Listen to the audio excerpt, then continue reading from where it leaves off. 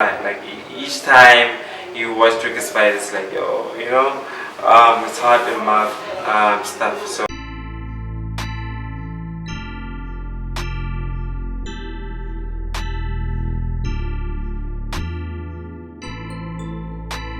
hello everyone, and welcome to today's episode of the Corner Flag. And thank you so much for being here today. And obviously, as you know, today's episode is sponsored by Islow Studios. YZLOE, and it's obviously short by Pixelate, PIIXILATE. And today we will be talking combat sports, specifically the UFC. And it's an interesting development that's happening on that side. As we know, our boy Dricus Duplessis has been climbing the ranks in the middleweight division. It's been shaky performances throughout. I mean, I actually saw this video on YouTube once where it says, how does he keep winning? And I think that's kind of the mentality that a lot of people have at this point. Like, as a fighter and his form, it seems like, okay, he gets tired quite a lot. And now he's getting into the ring with big boys. So in the beginning, okay, cool, he got away with a lot of like the fighters that he fought because maybe they weren't really experienced. But as soon as he got in there with Darren Till, you have the floor with him, and that's like not a no-name fighter. Darren Till is somebody that we all know. He got in there with Trevor Giles. We also got in there with Pereira. I think that was actually his first fight. Got him in there with Nagar as well. And he also went in there with Derek Brunson. And the interesting fight about that one was Derek Brunson is kind of like the gatekeeper in the middleweight division. So he's not really going to go for a title. But if you're one of those boys who feels like you want to step up, then Derek Brunson is that guy. And he's been there with the best. He's been there with Adesanya as well. So, Brunson is not really like a known fighter, and Dricus really wiped the floor with him as well, and he actually started grappling with him as well, which is something that is really interesting because with Dricus we know him as more of a grappler. He always goes to war whenever he's inside the octagon, but this time around he actually tried to grapple and wrestle with Derek Brunson a little bit, and we all know like in the middleweight division that Brunson is probably like the wrestler, So it was a really interesting fight. And now he has Robert Whittaker. That's his next fight before he goes after the title. Yeah, it's gonna be his toughest fight yet.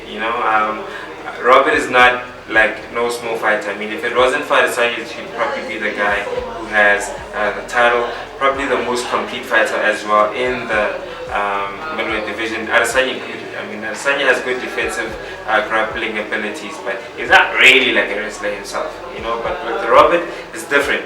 He can actually take you to the ground and like take the fight there if he really wanted to. So it's going to be a really, really tough fight. I think with Whittaker so far, he's also used his athleticism quite well to win his fights. He's a really, really big, strong guy, and not a lot of these guys can take his power. It doesn't look like he packs a lot of power, but he actually does pack quite a lot of power. And you can always see like the bloody mess that a lot of his opponents are in. And I think in the second round, he actually took out Derek Brunson right as the bell was ringing. He was just wailing on the guy with that brilliant ground and pound. So it's a fight that we really, really looking forward towards against Robert Whittaker. But yeah, I feel nervous for him. I'm not going to lie. Like each time you watch Dricus fight, it's like yo, it's hard to mouth stuff. So it'll be interesting to see what he does against a fighter of Robert Whittaker's caliber.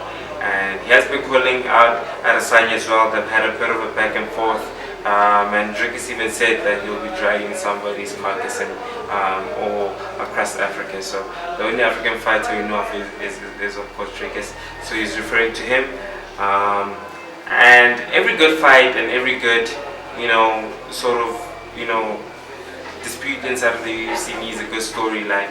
But this is a bit of a sensitive one, talking about, of course, race and the legitimacy of who's actually African, looking at the fact that Dricus is white, of course, and the fact that he said that he feels that he's the true African fighter based on the fact that he lives in South Africa full-time, trains in South Africa.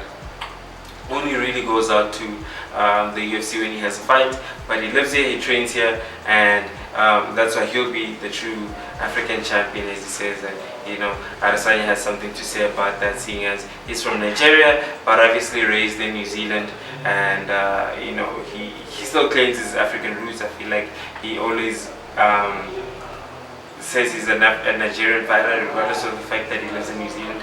I mean, he never keeps that like a secret, but he's always claimed proudly Nigerian. So it'll be interesting to see in that fight. It has a bit of a touchy storyline. This is why I think maybe the UFC is not like willing to like run with it too much, and a lot has been going on YouTube when it comes to this type of thing, as far as ethnicity, who's African, who's not. If you're white, are you really African? If you're in New Zealand, are you really African? So yeah, it'll be an interesting one to see. It's probably going to be a bit of a personal fight, but we'll see if Dricus is able to get there, and that's provided he beats Whittaker, which is going to be a hell of a mountain to climb on its own. So it's going to be an interesting fight to see. We also have Usman. He's still there in the welterweight division. Lost unfortunately twice to Edwards. Hopefully he can make his way up to the title shot again, seeing as he's still the #1 contender. So maybe 1 or 2 fights he'll be back in that ring, because I still think he's still better than Rocky. He just had like unfortunate I'll say unfortunate fights, and maybe the effects of the first fight and how he lost probably affected him in the second fight. But it'd be really interesting to see. So yeah, that brings us to the end of our episode.